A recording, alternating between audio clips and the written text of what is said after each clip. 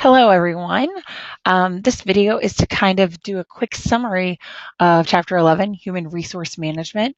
As a reminder, you guys have a test coming up, so I was going to do a quick review of the chapters to help you with your studying. Okay, so what is human resource management? These are all the things that human resources does. If you've ever worked anywhere, you've probably heard the term human resources, right? They work on career management, human resource management, recruitment, hiring people, selection, training and development, right? Training people when they first start and then developing them to be the employees they want them to be in the long term, motivation, performance evaluations, paying them. That's a big part, right? Unions, career management. Okay. So what we want to talk about here is, why is HR important, right? Well, we know that many employers have said their number one resource walks out the door every day at 5 o'clock. It's their employees, right? And as our world has become global, we've seen a real move towards a lot of companies really putting a lot of recognition in their employees. Okay.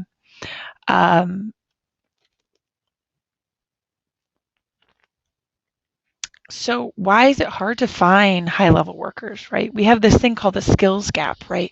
The jobs that we historically had, if you worked in an assembly line, moving a product down the assembly line, those jobs are not in demand anymore. A lot of those jobs have moved overseas.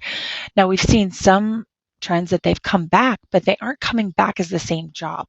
They're coming back in another way, where now, I know there's this place in Pennsylvania and they use this machine called Baxter, right? And Baxter does a lot of the manual labor that employees used to do. And now the employee's job is manipulating and using Baxter the most efficiently, right?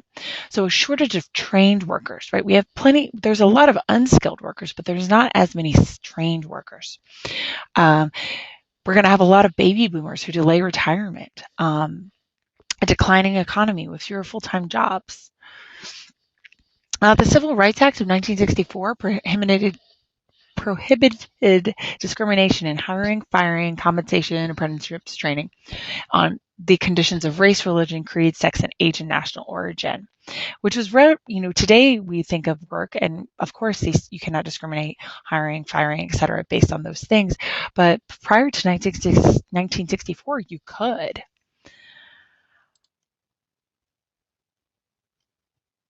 So we have a policy called affirmative action, which is designed to right past wrongs by increasing opportunities for people that were discriminated in the past. Should that include minorities, women? Reverse discrimination is discriminating against the member of a majority group. So, for example, there was a group of white male firefighters in New Haven, Connecticut that went to court over reverse discrimination. They felt that they would be discriminated against because of affirmative action. So this is definitely a very controversial topic at this point, but it's important to understand what both of those things mean. The ADA, this is one of our most important laws. So it protects employees with disability. And here you'll see that I've bolded reasonable accommodation. And that is because the law states that employers need to provide reasonable accommodation to help their employees with disabilities be able to work. It doesn't mean they won't do the same job, but maybe it means if somebody's in a wheelchair, they will provide a ramp so that they do not have to go up the stairs because they cannot go up the stairs in their wheelchair. Age Discrimination Employment Act protects workers 40 and over. In reality, this law is very hard to enforce because, for example, you could say, oh, well, we didn't lay off Betty June because she was over 40. We laid her off because of X, Y, and Z, right? It might not necessarily be because of her age, but it would be very difficult to prove.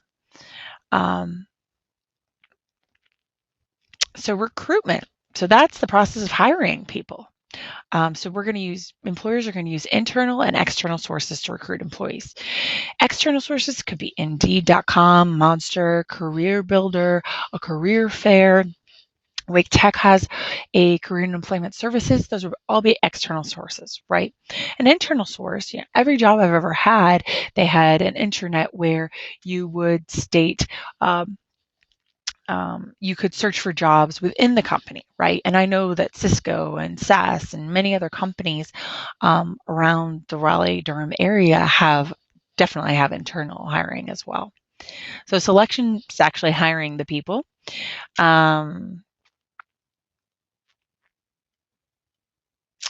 Training and development, I mentioned this earlier, improve productivity by increasing an employee's ability to perform, right? Giving them the tools to be successful.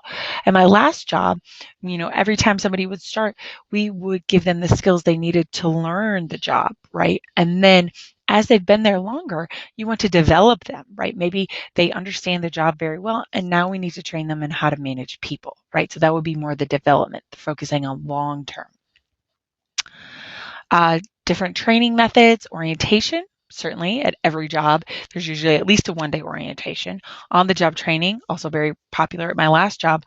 I did revenue forecasting, and I would spend some time, and new people would sit next to me at my desk, and I would show them what I did to do the revenue forecasting or whatever skill I was doing.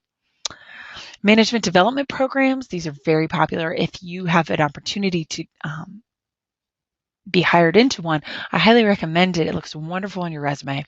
I was part of a management development program when I worked at SunTrust. It was an 11-month training program. So these look very good on your resume because they kind of highlight that, okay, this other company wanted to spend a lot of money training this employee, so maybe they would be a good employee for us. Networking, establishing and maintaining contacts with key managers, both inside your organization and out. You might meet them at local networking events. I know in Raleigh, there's a Young Professionals Network. You could potentially network through there. Could be a good avenue for a new job, or if you're in school. So, LinkedIn is a great way to keep up with people that you've worked with in the past. Performance appraisal. So if you've had a job, you've probably had a performance appraisal. Usually the way they work is that a manager and an employee sit down and they talk about basically metrics that they had said were going to be goals for, maybe 12 months ago, and see how they did compared on those goals. Performance appraisals can be used to identify training needs, used for promotion, recognize workers' achievements. I know that my last job, I put I had a previous coworker who said, no one's going to talk good about you unless you do. So it's always a good opportunity to say, these are the things I've done, and I feel that because of them, I would deserve a promotion. Fringe benefits. When employees think of their salary, they often just think of the money, right? I make $35,000 a year. I make $50,000 a year. But there's a lot of other pay that goes into that, right? So do you get 3 weeks vacation, right? You get paid for those days that you do not work. At SunTrust, I had 5 days sick leave, right? If I was sick, I got paid. I didn't have to go to work. Health plans. If you've ever had to get COBRA, you can realize how expensive health plans are. I had a gap in coverage one time, and so COBRA is basically the amount you pay each month for your health insurance and the amount your employer was paying.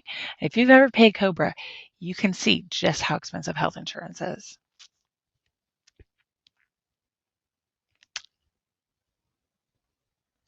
There's a lot more of flexible scheduling plans, right? People can work from home, or excuse me, they can work flex schedule, right? Where they maybe have to work a core time, right? So they can go in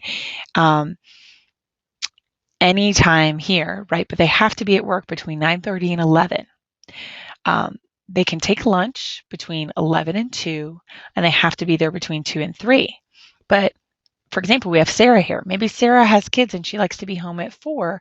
So when they get home, right? So she's going to come in at 7, going to take a 30-minute lunch break, and she's going to leave at 3:30. so she can be home when her kids get there. Compressed work week, a nurse will often work 3/12s, right? That's their work schedule. So they work 3 days a week for 12 hours.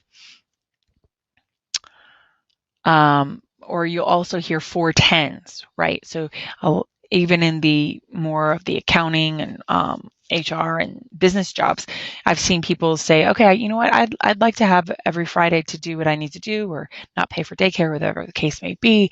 And you could say, okay, I'll work, an extra 2 hours every day, Monday through Thursday, and then I won't come in on Friday. All right, well, that's it. I think that's the most important things that I want you to understand for Chapter 11. I hope this was helpful. I'll try to make a few more videos prior to your test. Have a great day.